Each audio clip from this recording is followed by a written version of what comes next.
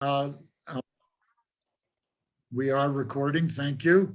And would you please be kind enough to mute yourselves so that we don't have background noise? Thank you.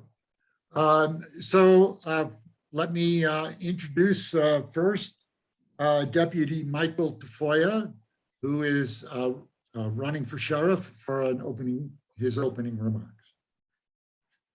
Good evening, Taos County. My name is Michael P. Tafoya. I'm running for Taos County Sheriff, Democratic Party.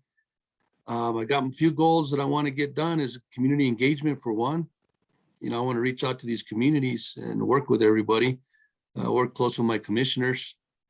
We got a lot of problems and situations we need to address. And, times are changing here in Taos County with everything going on in this world. In our government, our department has grown. It's been going in a good direction, thanks to our current sheriff and our undersheriff. I just want to keep that work going. I believe in transparency, integrity, and like I say, community engagement. My transparency is, I'm really open to everybody. I'm willing to share all the information with everybody, what's going on, what I do good and what I do bad. I take the blame for what goes bad, I take the credit for what goes good, and I thank for God for this good department. The integrity, I want to work with my guys to make sure they stay strong with their oath as law enforcement officers and treat everybody fairly with respect and dignity that they deserve, and bring back the respect to the communities. My community engagement, like I said earlier, is opening dialogue with the community leaders, work together. Well, we got problems that we got to address, and I think together we can get that done. As like I said, commissioners and anybody else that gets involved with their community, we need that open door policy again. I know we have it now, but it needs to be stronger than what it was. So with that, I just thank you. Okay, thank you very much, Deputy. Now I'd like to introduce Undersheriff Steve Miera Jr. for his opening remarks. 2 minutes, please. Hello, Taos County. My name is Steve Miera Jr. I am currently your undersheriff, and I am currently seeking the honor and the privilege of serving you as your next Taos County Sheriff. I truly believe, and I take this to heart when I say that the Sheriff's Office in particular is such a special organization. And I base that on the fact that I believe that among all other, or above all other law enforcement agencies, the Sheriff's Office is directly governed by the people. We answer to the people. I was born and raised in Taos, graduated from Taos High School in 1989, served in the United States Marine Corps. I began my law enforcement career in 1995, and I started with the Sheriff's Office in July of 2003, and I've continually served the Sheriff's Office and Taos County since then, up to current. First as a deputy, then as a sergeant, then a lieutenant, and now currently as your undersheriff. Where I want to see this office continue on to is I want to enhance what we've already build on the foundation that we've already established, which is a very, very solid foundation, and with different programs, such as my Senior Safe program, by reaching out to the children. Those two resources, which I believe are our two most valuable resources, are our seniors and our children. Our seniors give us the wisdom that we have to bring us to where we're at right now. And of course, our children, they're our future. So I really, really want to invest in those. Additionally, and I definitely do not want to forget, is our veteran community, because they give us the freedoms, they bestowed upon us the freedoms that we have today. I truly believe in accountability and transparency. We do have currently a very, very open door policy. I do believe that, sure. Thank you, ma'am. Sorry. Hey, so internet, that's not quite loud enough. Clap your hand big time. Okay, so for all of you folks here and listening, there's a series of questions. You were prolific in your submitting questions, and we appreciate that. Some have been combined into a number of other questions, and other ones have been added. So we're going to give each candidate a minute to answer. And in this group of questions, they'll each be answering the same question. When that changes, I'll let both gentlemen know. Let's start with you, Undersheriff. What does it mean to you to serve and to protect for Taos County? What does that mean to you? Sorry, can you repeat your question? You were kind of broken up. Sure. What does to serve and to protect mean to you in the context of Taos County? To serve and protect means to me that the sheriff's office serves the community. The sheriff's office is the people, and we are the direct representation of the people of Taos County. To serve and protect, we enforce the laws as they're written. We proactively go out and we engage with the community. We protect the community from potential crimes that are being committed. But I've taken it to a whole different level. To serve and protect doesn't just mean chasing bad guys. It means protecting those that are at risk or those that can't take care of themselves. And I'll elaborate more later on my Senior Safe program, where we protect and take care of the seniors that can't look after themselves. We reach into the schools to try to bridge that gap with, programs that address bullying or mentorship. It's about the community. It's taking care of the community as a whole, and knowing that we answer directly to the people and we directly represent the people. Hey, thank you very much. Deputy? Well, what serve and protect means to me, first of all, the serving our community. Our community, it's our home. People, as the sheriff's office, are entrusting us to take care of them and serving them with their needs, whatever the needs are. Protecting them, it's a broader scope. Protecting them is, of course, from crime, best we can. Protecting them from all the other issues that are going on in the community, drugs, speeding, all the little things like that. But it also means like mental health, protecting our community. Our community needs. We have mental health issues. We do have alcohol issues, we have drug issues. That's what protecting them really means. Getting these services, helping them connect with these services. Serve and protect used to be just basic. It's, hey, wear the badge, go chase, like the Undersheriff did say, go chase bad guys and stuff like that. It's not that no more. It's a broader scope. And it's really connecting with our community, digging in and really protecting them with the needs they really need. And that's what we're here to, their department is to listen to them. Thank you. Thank you. You brought up an interesting point. And I want to ask you about the LEAD program. LEAD stands for Law Enforcement Assisted Diversion, and it's now known as Let Everyone Advance. This is a program that's funded by a generous grant, and the county commission signed on to support it.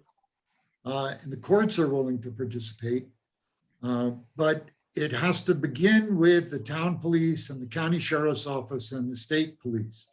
Are you familiar with this program? And do you agree with its approach? And will you support it by attending meetings and in other ways? I'm not familiar with it myself. I think the first I heard about it recently. If the county commission sat down and discussed this, I'm supportive of what they're doing. And yes, I do support any organization or any program that's going to encourage kind of mental health or any kind of issues that address people incarcerated coming out, getting help, getting guidance, anything like that. And if there's any program out there and there's any group that has meetings, my department as a sheriff, either I would be there or someone's going to be there at these meetings. And we want to be more involved like that. Undersheriff Miera, would you respond to that as well, please? Yes, currently the sheriff's office is in communications with the courts and with this organization. We are participating in meetings that are currently being held. I do support it. I do align myself with its objectives and its goal and its mission statement. But it is very, very an arduous task, because the only way, if only one aspect or one participant of this intended program is active, then it's never going to come together. It's got to be a group, a community. It's got to be the people together that make this happen. So, in working in cooperation with state police, with Taos PD, with the courts, with the commission, and all stakeholders involved, we will see this to fruition. We will see it succeed. Thank you. Can I just follow up on that? Is the sheriff's office waiting for someone else to step forward first, or are they willing to step in now to give that a good boost? We've already, I'm sorry, who are you asking? I'm sorry? Please go ahead.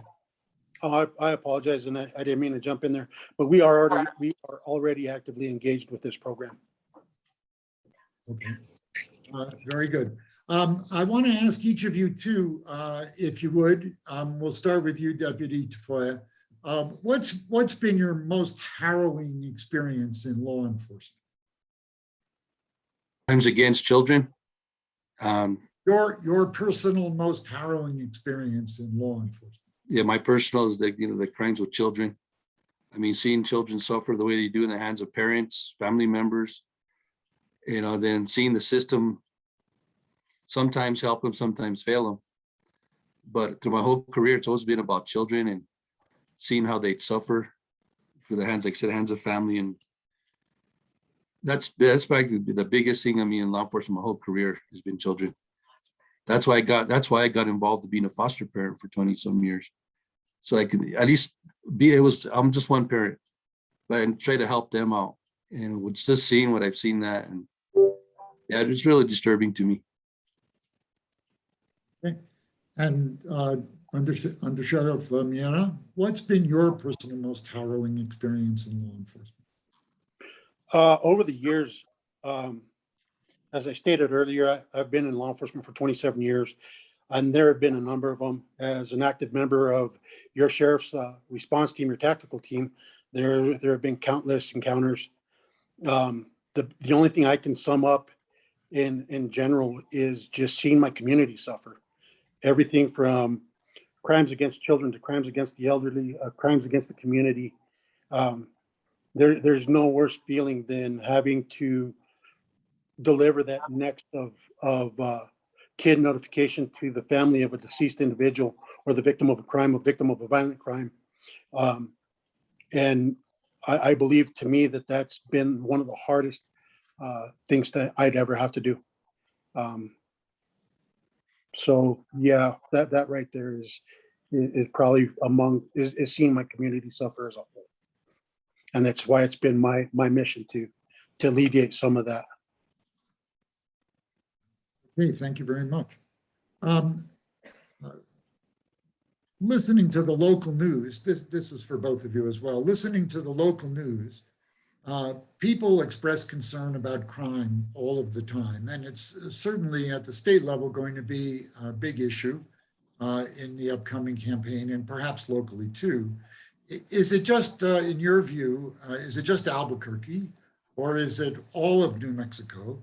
And what's your understanding of the state of crime in Taos County? Let's start with you, Undersheriff, please. So I truly believe that we are so blessed to have the community that we do. We have a community that supports the sheriff's office. With regards to the crime, I don't believe that it's just in Albuquerque, because when the law enforcement I'm sorry. When law enforcement in Albuquerque turns up the heat, so to speak, that basically pushes all the criminals outwards to the rural communities. Taos, we do suffer from that. We are actively engaged in several programs, such as the HIDA program. We do have a deputy assigned to the Region 3 Drug Task Force to address those kinds of issues. I believe that the sheriff's office has really been able to engage those issues and take on those issues. I also know that we have to work with the resources that we have, And we've been able to deploy those resources in order to confront those issues, those crime issues that you speak of. Thank you. Deputy Tafoya, for you, please. Well, crime in New Mexico, it has gone up. I mean, some areas is higher than others. Albuquerque, yeah, for one, is high. And they're doing the best they can to combat that. And like the Undersheriff said, it has filtered to the smaller communities. And here in Taos County, there's no covering it. We do have crime here. And our department as the Sheriff's Office and the Taos Police Department, State Police, other agencies, they're doing the best they can with what they got. Everybody's shorthanded, everybody's limited on resources. That's where I go back into connecting with the community. So we work together with the community so we can help combat these things. We can't do it by ourselves. I mean, we try, but a lot of communities out there, they know what's going on more than what we do. And I think if we have that trust back with them, we can work together and help resolve some of the issues we got with crime. But yeah, straight up, it's here. A lot of people in the community don't believe it is, but it is. And like I said, the Sheriff's Department is doing the best they can to combat it with what we got. So again, that's my connection with the community is a big help in help resolving that. I'm going to follow up, Deputy. Is it your sense that it's more a violent crime or property crime that people are worried about here in Taos County? Well, I think we have more property crime, and that has gone up. Talking with people up in the northern part of the county, yeah, property crimes is one of the biggest things. And there are violent crimes, but it's not as big as the big cities. So that's what I've seen and what I've heard in Taos County. It's the property crimes that have gone up. Let's do a real quick yes or no, but you get a chance to, if your answer is no, you get a moment to explain why. Do you support the following proposals or present legislation in New Mexico? First one, safe or locked gun storage, safe and locked storage for guns for those families that have kids. Yes, on my part, yes. On your part, yes, Deputy. Yes. And I support that as well. You support Gun safety, that? gun safety is a big issue, yes. Big issue. How about a ban on assault rifles and large capacity magazines? Undersheriff. So on that one in particular, I'm here to discuss the office of sheriff. And the second I inject my personal politics, my personal feelings, and my personal views into this office, into the way I hold that office, I lose the integrity of that office. In particular with the sheriff's office, I am entrusted by the community to apply and enforce the laws as they're written, not as I perceive them or with regards to my personal politics. So with that said, I would like to separate the context of that. If I'm being asked as a candidate for the office of sheriff, or if I'm being asked as Steve Miera, private citizen. I think that we're asking for as the office of sheriff.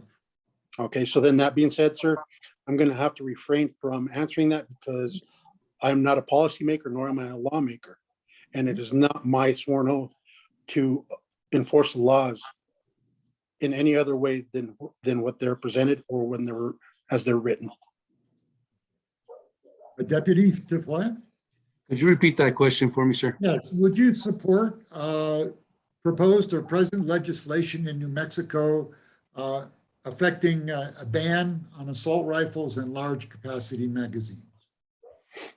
I honestly have to agree with the Undersheriff. It's a fine line there to really draw how we personally feel about it. I mean, we got laws we got to enforce as regards to weapons, and gun control is an issue, but as a private citizen, I would answer that, but as also running for the office of sheriff, I couldn't really get a definite answer on that one. Okay. I appreciate that from both of you. How about if there were a ban on ghost guns? Would you think that the sheriff's office could be supportive of that? Sir, if there is a ban, if there is a law passed, on ghost guns, then yes, the sheriff's office will enforce that law as it's written. And Deputy Tafoya, your It's thoughts? the same. If it's a law and it's banned, yes, we enforce it as the sheriff's office. Other than that, we can't really go off anything else. Yeah. Okay. I get the sense that that's going to be the answer. So, so let me ask you, if you would, starting with you, Deputy, if you would be kind enough to explain your understanding of the constitutional sheriff's movement. As far as the constitutional sheriff's movement, Yes, if you would explain to us your understanding of what that is. all right, off the hand, I'm not too familiar with it. I don't want to give a wrong answer to that. Okay. And under sheriff? I'm not used to saying that word. Under sheriff. No worries. No worries, sir.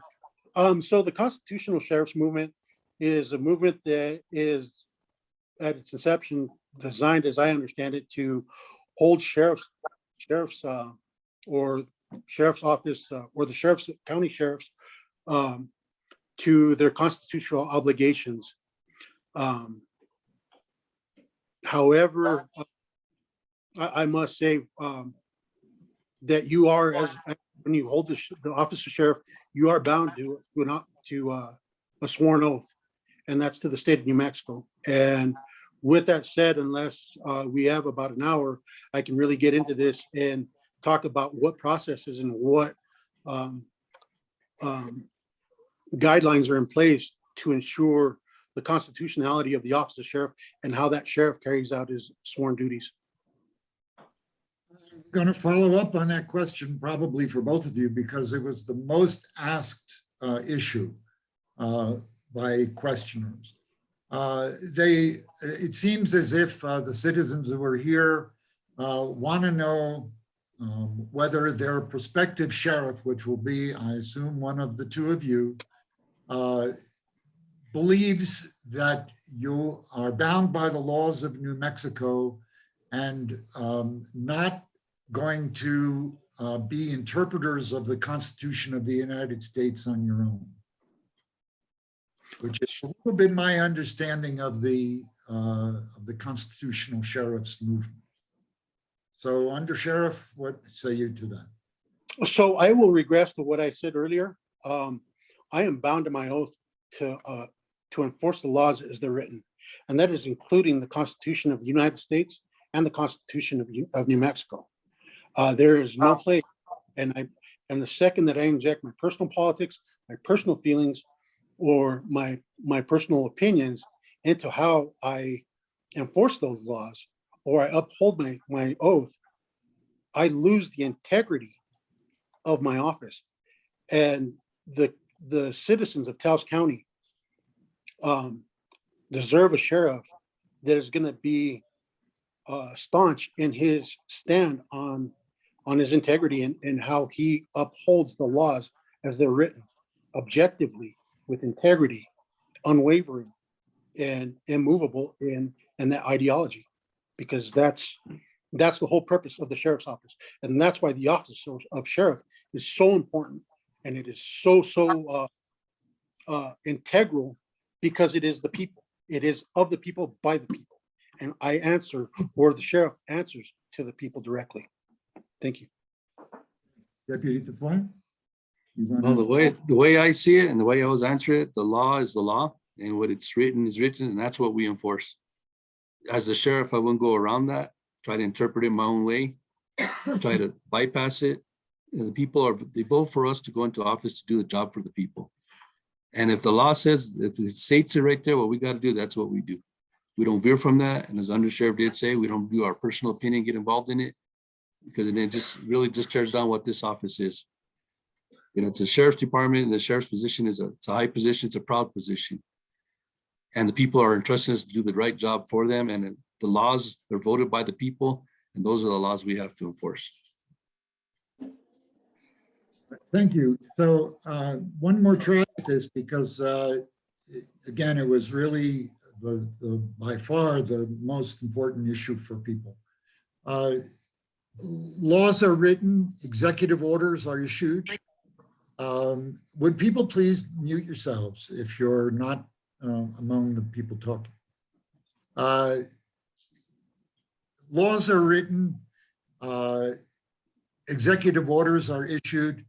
This, of course, came up recently, as you know, with mask wearing and social distancing and businesses being closed and so on.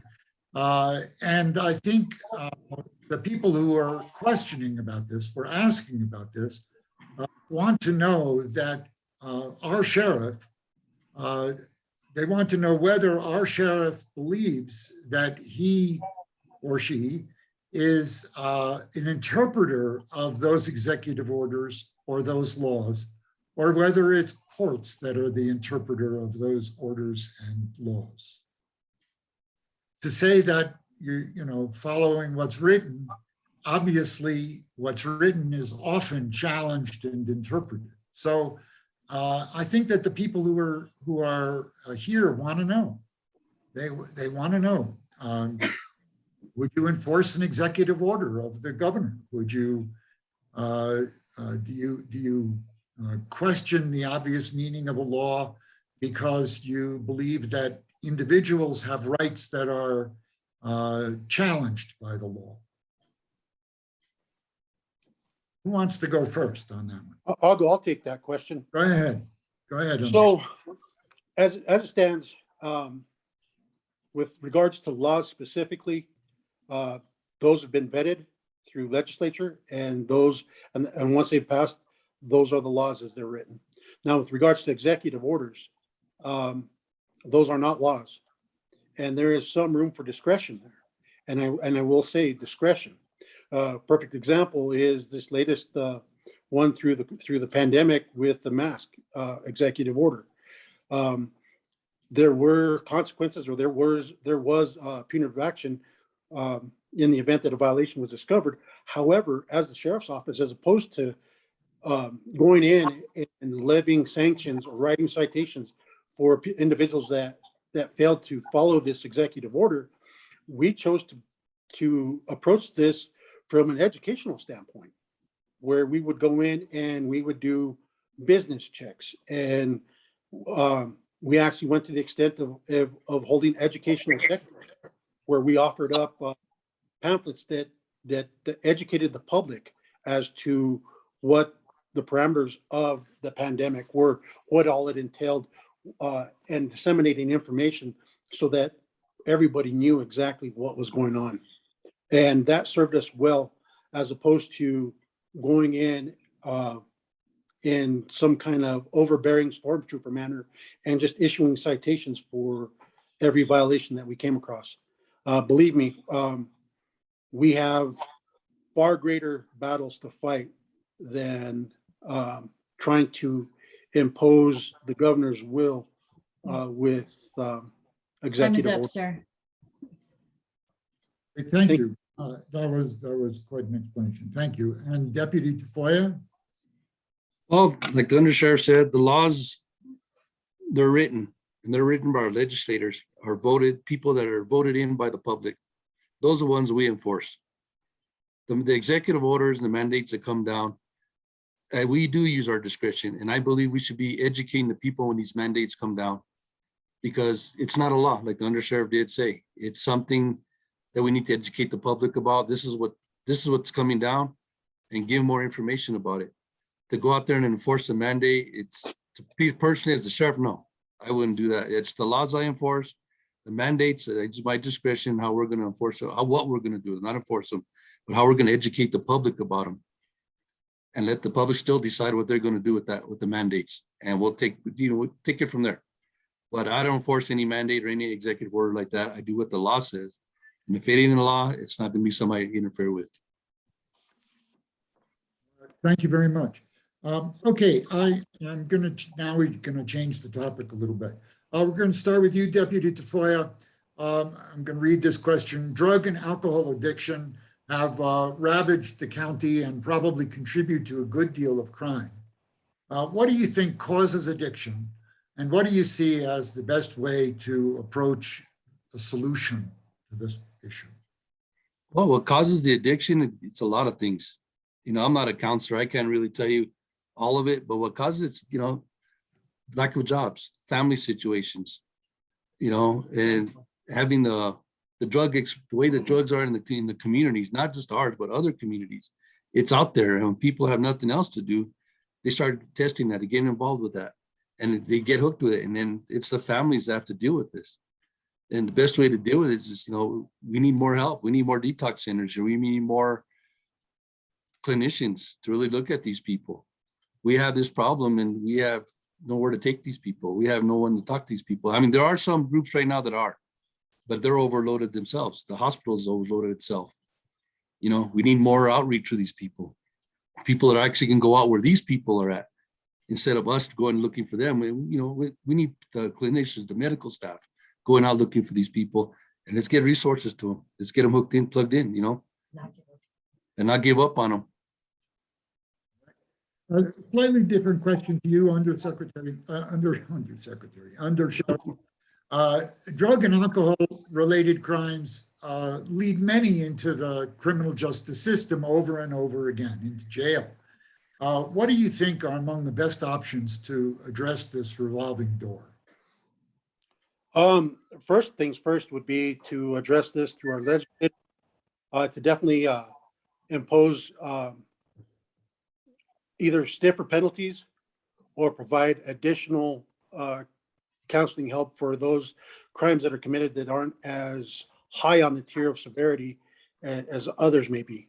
The crimes that are committed by individuals seeking to supplement their addictions vary in range of severity. And I think that addressing this on a two-pronged approach, so that way we can put a stop to this revolving door, one being the most important, something that we can affect here within the community, is providing those counseling services or those reintegration services. The sheriff's office would support that and would be able to help in any way, shape, or form in assisting any agencies with providing that. We've lost many resources here in the recent past due to various issues, such as Tri-County, that proved an integral issue, resource to our community with regards to this. Thank you. I know a minute is barely enough time to really address some of these things.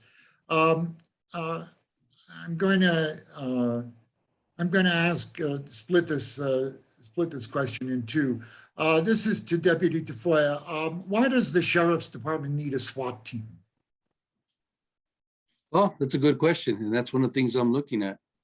I mean, again, I'm not going to use my personal issues on this. I mean, I have ideas on this, but there's good and there's bad. It can go either way. It's 50-50. I mean, if sometimes we have high warrants that got to get served in the drug houses, or houses of people with weapons, a lot of people in there.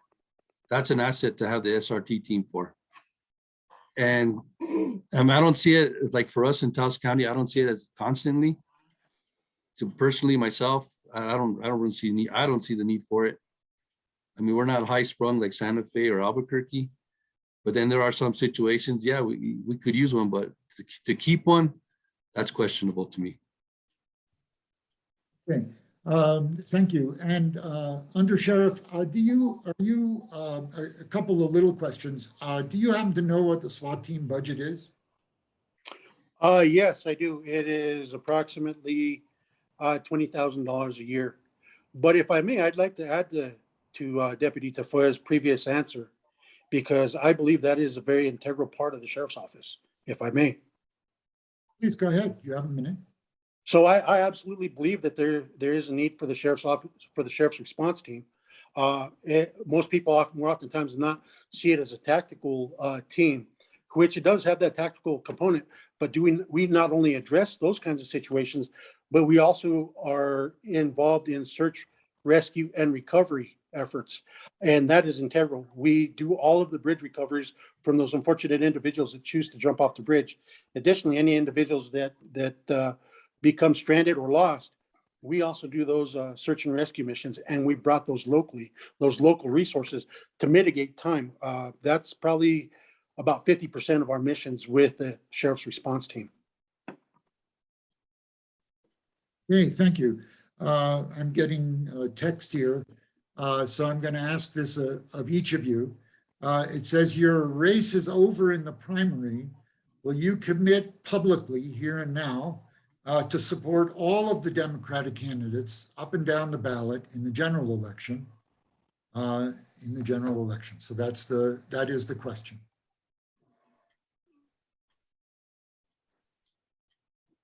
I'll Mike, take are you going that. to answer that? I'm sorry, let's start with you, I'll take it. Mr. Sheriff.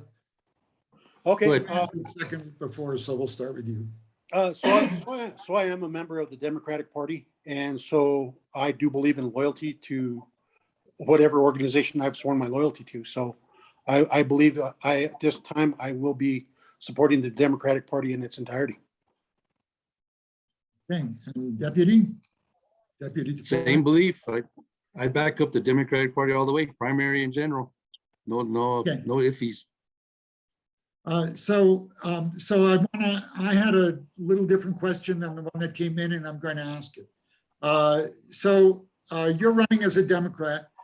To your Republican friends or members of your family, how do you defend your party choice? I'll go first. Deputy first, please. I'm sorry? Deputy Oh. Tafoya first. Honestly, in my Yeah. situation right now, I really don't have to defend myself to my family and my friends. Majority of them are all Democrat. You know, I have a few Republican friends that they know what I stand for, what I believe in, and they support me however they want to do it. But like I said, the majority of my family and friends are all Democrat. If you had a Republican friend, how would you defend your position? How would you defend your choice? Again, I wouldn't have to defend it because they know how the person I am and what I believe in. And they see that true in me and they support me. I do have Republican friends and they support my ideas. Might not be really what they want, but they do support me. Mr. Sheriff? I've never had to defend myself. My entire family is a Democrat.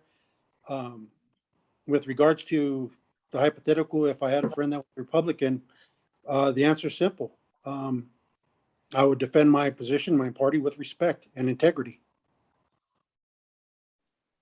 Okay, thank you. We have a request for somebody from the audience would like to speak. A member from LEAD. Who was that? That's how I get. I'm not sure. There was someone who had put in the chat that they wanted to clarify a bit about LEAD, but I'm. Hi. Yeah, it's a trooper. Rasa Leela O'Donnell is also on the call now, I believe. LEAD is a very important program. It's about to go live. I'm going to turn it over to Rasa. And she can explain, but she wasn't here to hear what the candidates said. The issue that I had was that nobody was clearly saying that LEAD basically takes the criminality out of the low-level drug use problem that we have. In other words, we are going to have the opportunity to divert low-level drug users who maybe are shoplifting, that kind of thing, anything that's not violent, and divert them from criminal prosecution, from arrest. This is a pre-arrest diversion program. And the county signed on, the town has signed on. So I would have thought these candidates would have known about this program and would be clearly able to say that they will work with the program to train their staff to be able to have the ability to do this diversion, which is very straightforward, very easy to accomplish, has been incredibly successful throughout the country in various communities. So we've been working on it for several years. So I'm going to turn it over to Rasa.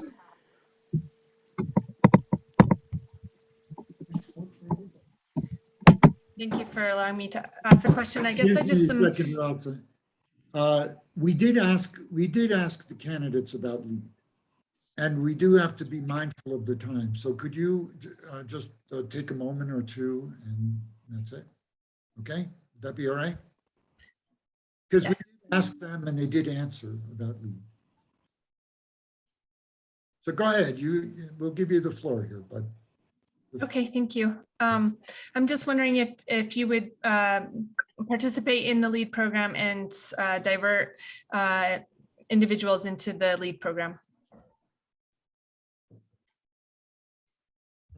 Deputy Tafoya, please. Oh, definitely be part of that program. I mean, not everybody needs to be arrested and incarcerated and dealt with later. You know, if this program intervenes before they get in charge or get into custody, it's great. I'd rather see people get help than be incarcerated. I mean, we got an overload incarceration as it is. You know, when you have a program like that, I would definitely be behind it 100%.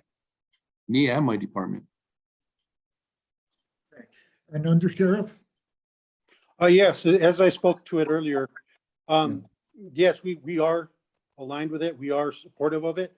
However, the only issue that I saw of contention was having to contend with repeat offenders and not allowing the program to be as construed as an easy out for repeat offenses. Thank you very much. I'm going to ask the candidates one more question, and then I think we'll see if there are some questions from the floor. We have to be, no speeches, please, from the floor. We have to be very aware of time and respectful of people's time. I had asked you earlier, candidates, what was your personal most harrowing experience in law enforcement? And now I want to ask you, what's been your most rewarding experience personally in law enforcement? And let me start with you, Undersheriff, please. All of it, my community, the fact that I'm blessed with such an awesome community, the Penasco Valley, the Taos County proper, the northern part of the county and the west. Seeing the look on children's faces when the deputies drive up to the schools and they're excited and they're not scared. They look at the deputies with wonder and awe, the way it should be. You know, I want my deputies to be the kind of people that these children aspire to be like. And I'm starting to see that more and more in the community. We're blessed in that we have a community that is supportive of its sheriff's office. And with that, that means so much to me. That is so compelling and such a drive that, you know, I want to continue on with that.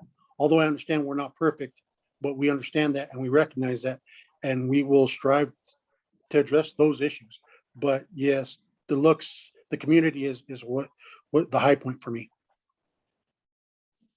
So, thank you. I want to press a little bit because really I think what I'm looking for is a personal experience, some moment in the midst of your work where you said to yourself, more or less, boy, that was really great. That was really a rewarding event. And to let us in as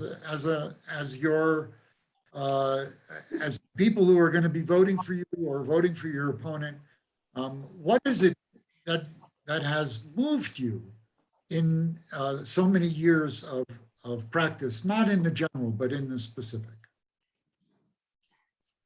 Well, go ahead, man. Who are you asking, sir? I'm asking you, sir. You, Mr. Miera. Okay, so the thing is the problem with having so many years underneath my belt, there's been so many, and I am only left to be able to kind of speak to my accomplishments.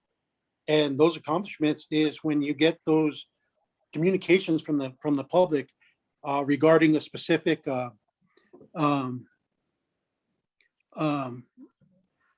deputy and how they think that deputy. Thinking on my feet, one of the most gratifying situations was in Venteto, the Amalia situation, where we rescued 11 starving kids that were being trained for domestic terrorism. I think that was one of the most fulfilling uh, and high points of my career. Could you share what your part was in that? I played several different roles as an active part of the sheriff's response team or the tactical team. Not only did I serve as one of the main coordinators, one of the main intelligence gatherers, but also as one of the snipers overwatch and one of the investigators. As a result of that operation, your sheriff's response team individually each was bestowed the Medal of Valor by the governor, to include myself. Well, thank you very much. Deputy Tafoya, in your experience, what's been the most rewarding personal experience in law enforcement for you? My whole career, I've been doing this 23 going on 24 years. I've helped a lot of people. You know, I've treated people with dignity and respect when I help them in their situations. And connecting them with, they didn't have food, I connected them with getting that. I connected them with, I had one lady I helped with housing. I didn't even remember till recently, she reminded me of that. And when I help people like that, and when their family, their children, their grandchildren come back and tell me, yeah, we heard about you and thank you for helping them. That's the most rewarding thing to me. And you deal with so many people through your whole career that you forget all of them. And but when they come back and approach you and they tell you that means you're doing your job right. You know, when you treat them with the respect and try to plug them into the help they need, that was rewarding to me through all my years. When I get that, and you know, I get the generations of the families coming and thank me for what they did years ago. To me, that's the best. That was the most rewarding in my career. Okay, again, I mean, I'd really look for a specific example, but you know, I was a therapist in my working life, so this is what this is what I do. I want people to show themselves a little bit. Is there something you might want to add to that? Like I said, we dealt with so many people through the years. A moment that can make it come alive for us. Just when, yeah,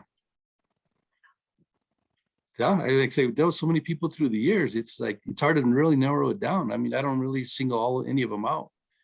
I mean, I'm just glad to help people. And just when they come forward like that, it's hard. It's really hard to just really single out one situation. I have another thought of a question I want to ask. And Anjanette, would you just tell me if there's questions in the chat that need to be addressed? George, I think we have addressed many, if not most of them. There was, I'm not sure if we directly asked about support for red flag laws when we were talking about gun safety issues. Reviewer, is it live? 1 second. Please mute yourselves. I just muted. And then there was some back and forth about whether, about the fact that executive orders do have the force of law, and what that means with respect to how the candidates answered that particular question.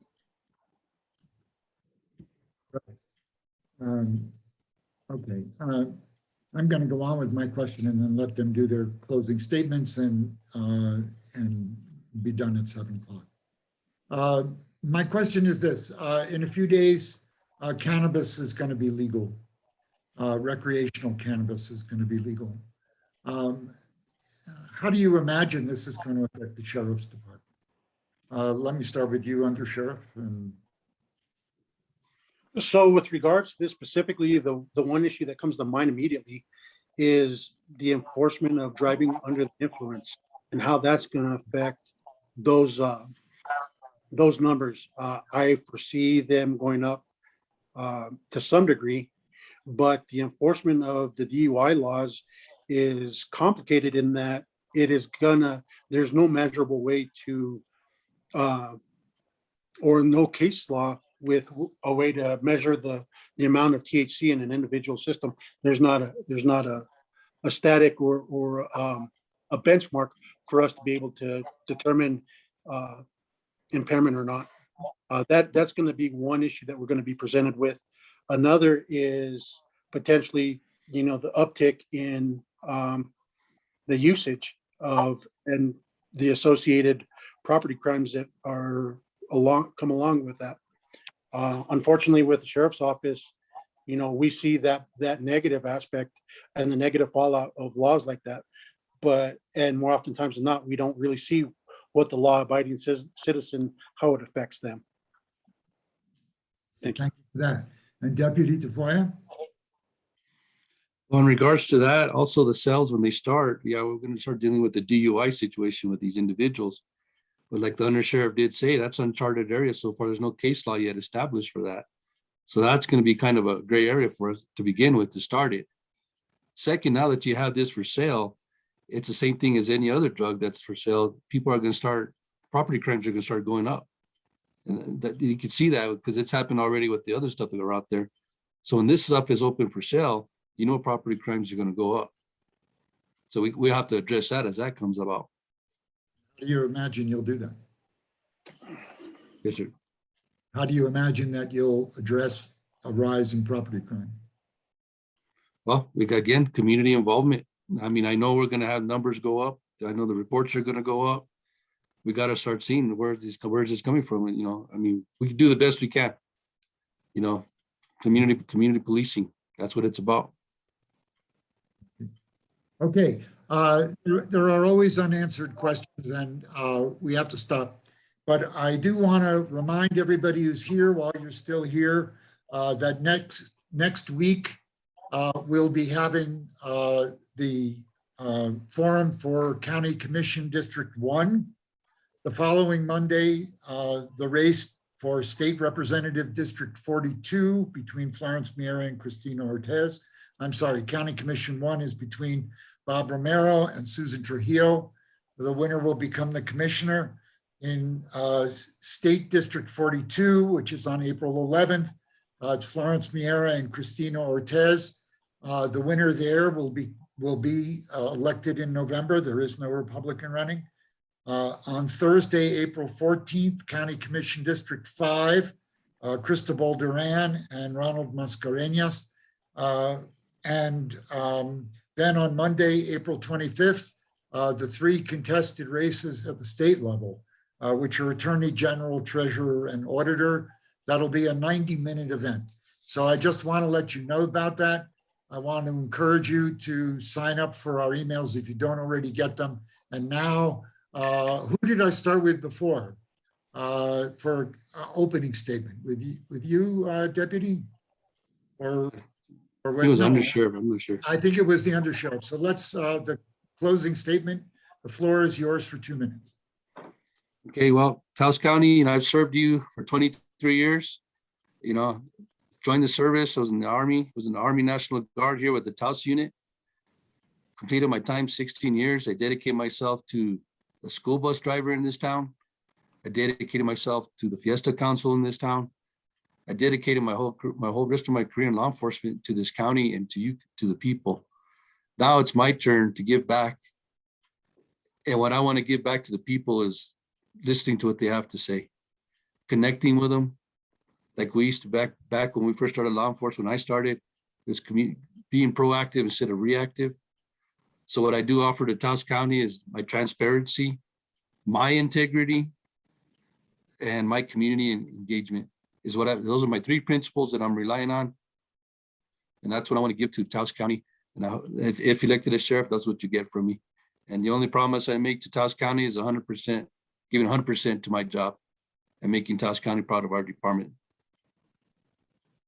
Great, thank you very much. And Undersheriff Miera, your turn, 2 minutes.